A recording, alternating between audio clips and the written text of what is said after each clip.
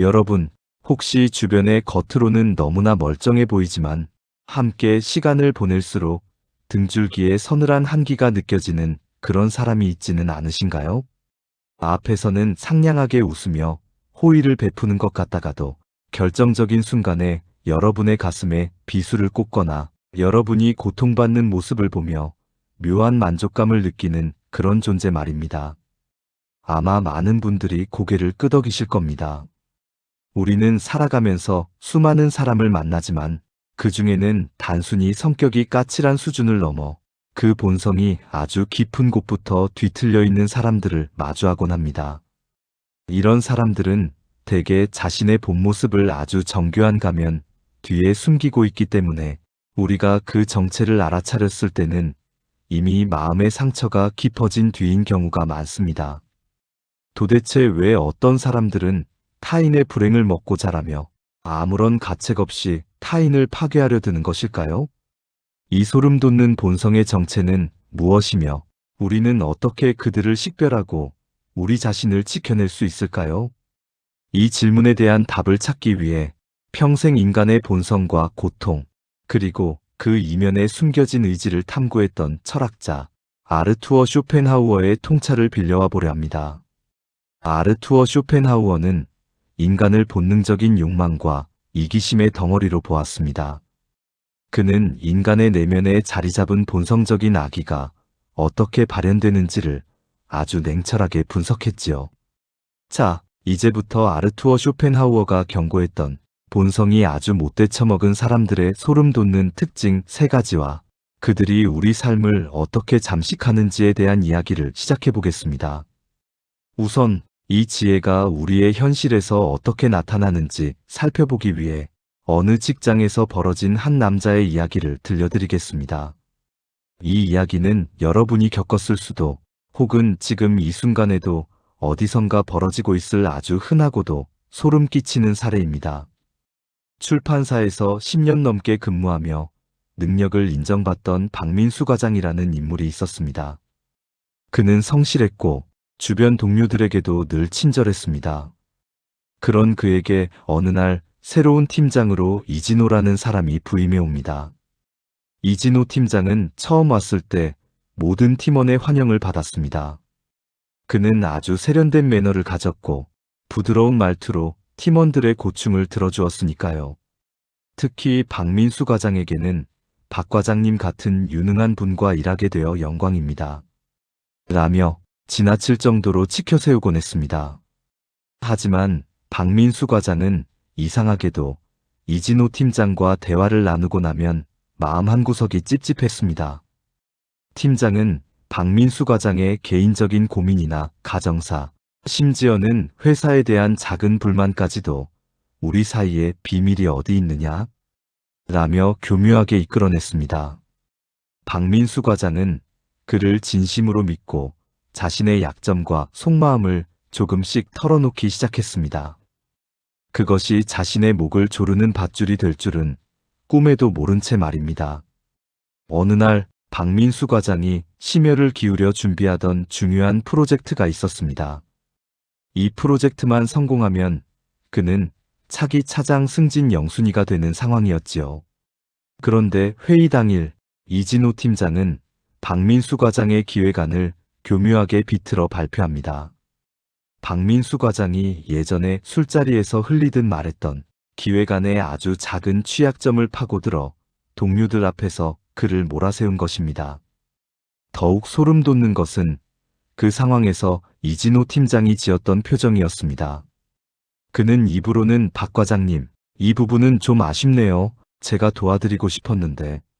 라고 말하면서도 눈으로는 박민수 과장의 당혹스러운 표정을 아주 면밀히 관찰하며 즐기고 있었습니다. 그 눈빛은 흡사덫에 걸린 사냥감을 구경하는 포식자의 그것과 같았습니다. 이후로 박민수 과장의 삶은 지옥으로 변했습니다.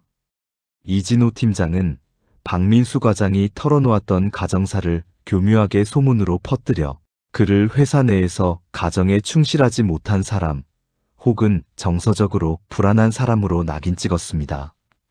박민수 과장이 항의하자 이진호 팀장은 오히려 눈물을 글썽이며 말했습니다. 박 과장님, 제가 걱정돼서 동료들에게 조언을 구한 것뿐인데 어떻게 저를 그렇게 오해하실 수 있나요? 정말 섭섭하네요. 주변 사람들은 오히려 박민수 과장을 예민하고 감사할 줄 모르는 사람으로 몰아갔습니다.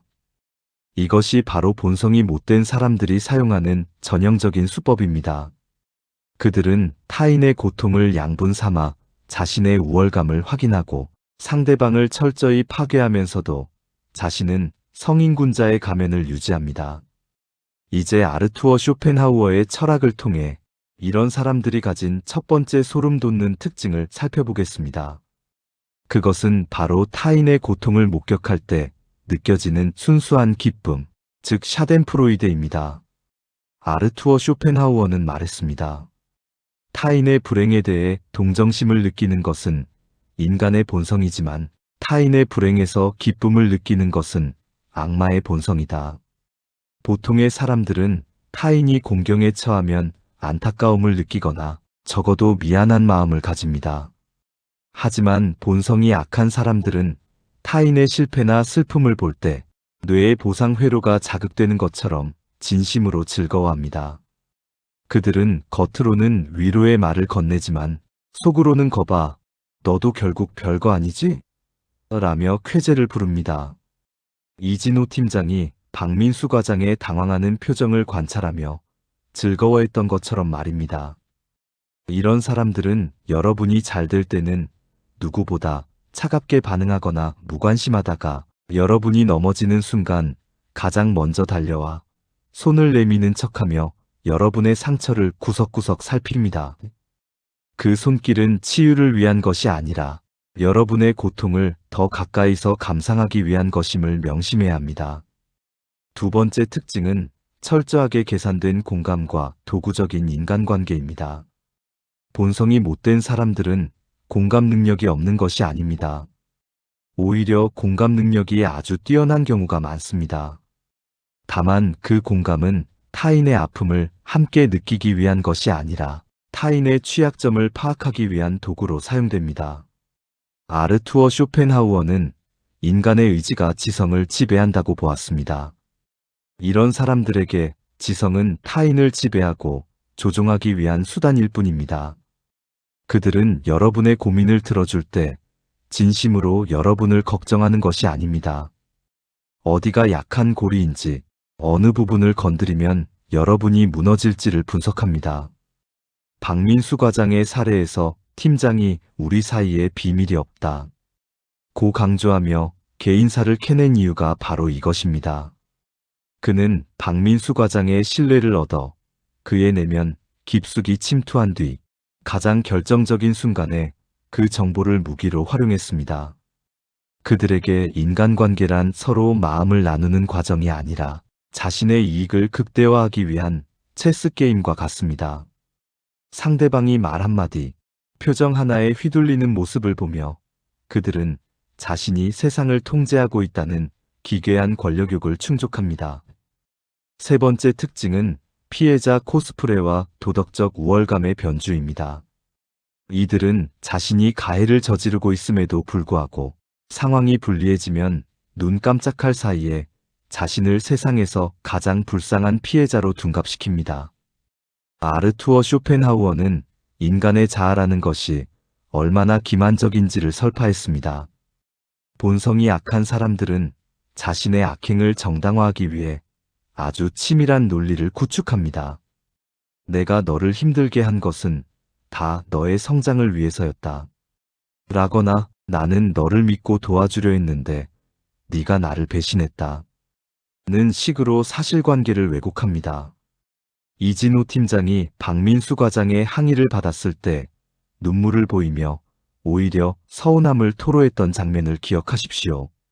그들은 타인의 죄책감을 자극하는데 아주 능숙합니다. 여러분이 그들에게 상처받아 화를 내면 그들은 여러분의 화난 태도를 문제 삼아 여러분을 공격적인 사람으로 만듭니다.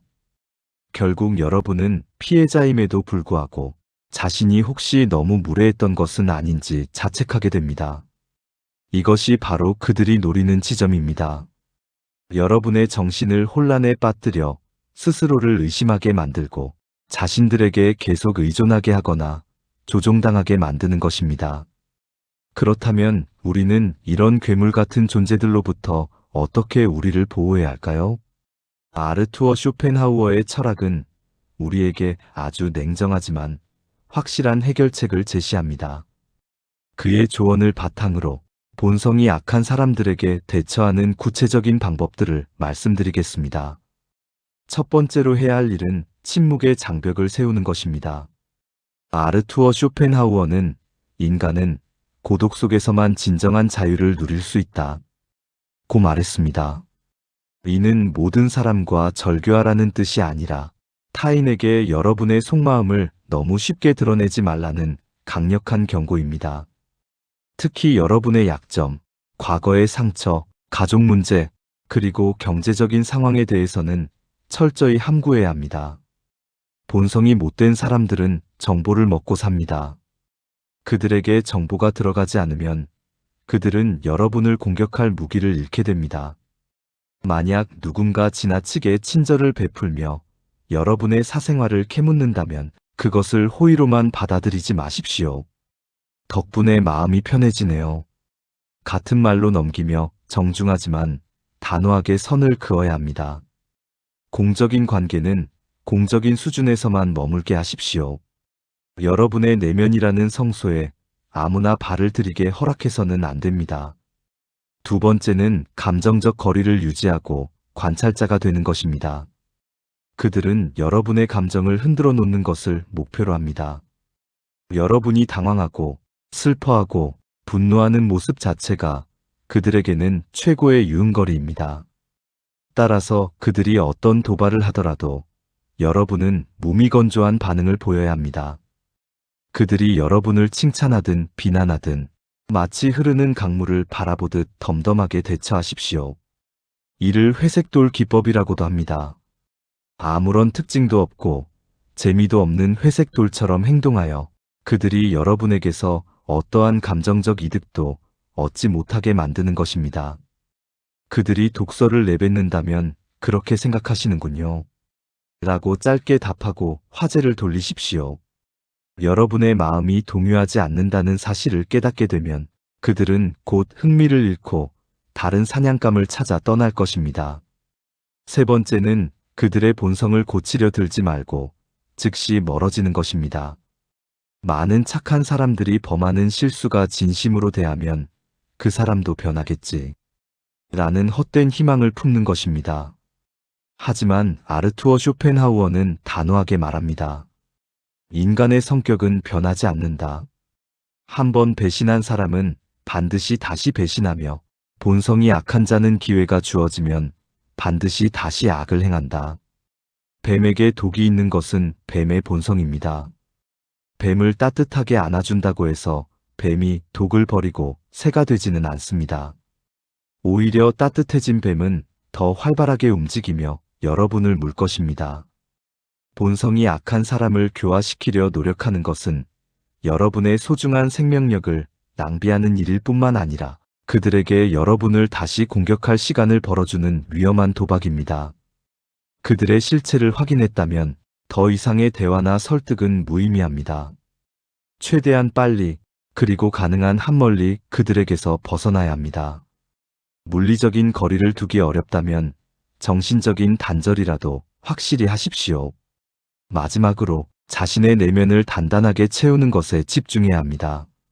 아르투어 쇼펜하우어는 외부의 평가나 타인과의 관계에 목매는 사람일수록 고통에 취약하다고 지적했습니다. 본성이 악한 사람들은 자존감이 낮고 외부의 시선에 민감한 사람을 귀신같이 찾아냅니다. 여러분이 스스로를 사랑하고 자신의 가치를 외부의 인정에서 찾지 않는다면 그들의 비난이나 조롱은 여러분에게 아무런 타격을 줄 수 없습니다. 여러분의 삶을 풍요롭게 만드는 취미, 공부, 그리고 진정으로 신뢰할 수 있는 소수의 사람들과의 관계에 집중하십시오. 여러분의 내면이 빛으로 가득 차 있으면 그 어떤 어둠을 가진 자라도 감히 여러분을 침범하지 못할 것입니다. 여러분, 이 세상에는 우리가 이해할 수 없는 악의가 분명히 존재합니다. 모든 사람이 선할 것이라는 막연한 기대는 때로 독이 되어 돌아오기도 합니다. 아르투어 쇼펜하우어가 우리에게 가르쳐 준 것은 냉소주의가 아니라 세상을 있는 그대로 바라보는 용기입니다. 사람의 본성을 꿰뚫어보는 통찰력을 가질 때 우리는 비로소 진정한 평화를 얻을 수 있습니다. 여러분의 주변을 둘러보십시오. 혹시 여러분의 에너지를 갉아먹고 여러분의 실패를 은근히 바라는 이가 있지는 않나요? 그가 내미는 친절에 가면 뒤에 숨겨진 서늘한 진실을 외면하지 마십시오. 여러분은 충분히 소중한 존재이며 누구에게도 상처받을 이유가 없습니다. 악한 자들의 소나기에서 여러분의 영혼을 구출해 내십시오. 그것이 여러분이 스스로에게 해줄 수 있는 가장 큰 자비이자 지혜입니다. 오늘 전해드린 철학적 지혜가 여러분의 삶을 지키는 든든한 방패가 되었기를 바랍니다. 때로는 차가운 진실이 우리를 더 따뜻하게 보호해준다는 사실을 잊지 마십시오. 본성이 악한 자들의 소음에서 벗어나 여러분의 내면이 들려주는 고요한 목소리에 귀를 기울이는 하루가 되시길 응원합니다. 오늘 이야기가 여러분의 지친 마음에 작은 이정표가 되었다면 지혜의 불꽃이 꺼지지 않도록 구독과 좋아요로 따뜻한 온기를 나누어 주세요. 여러분이 댓글로 남겨주시는 삶의 경험과 통찰은 길을 잃고 헤매는 또 다른 누군가에게는 한 줄기 빛이 될 것입니다. 우리는 다음에도 변치 않는 고전의 지혜와 함께 다시 만나겠습니다. 평온한 시간 되시길 바랍니다.